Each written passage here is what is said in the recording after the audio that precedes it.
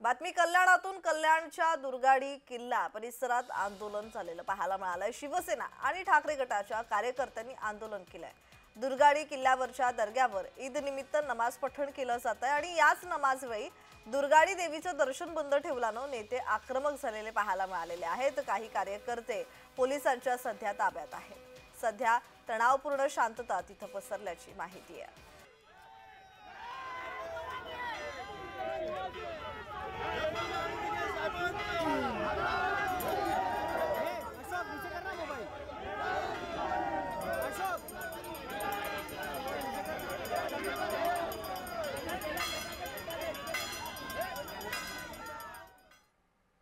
एकोणीसशे साली हा किल्ले दुर्गाडी जो कल्याणचा ऐतिहासिक ठेवा आहे, तेथील दुर्गा मातेची पूजा जी बंद करण्यात आली होती, ती माननीय हिंदू हृदय सम्राट बाळासाहेब ठाकरे आणि माँसाहेब मीनाताई ठाकरे यांनी बंदी हुकूमवरून ती पूजा चालू केली।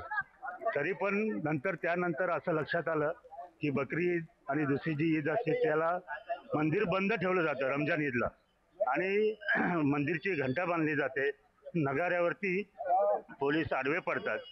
ठीक आहे, हे सर्व करत असताना 3 वेळा नवरात्र आणि ईद एकत्र आली, तेव्हा कुठला इश्यू झाला नाही। त्यामुळे पोलीस प्रशासनाने उगाच हा बाऊ केलेला आहे आणि आमचा तो अधिकार आहे हिंदूंचा, पूजा करणं हा हिंदूंचा अधिकार आहे। आम्ही हे म्हणत नाही की त्यांना मुसलमानांना नमाजाला बंदी करा,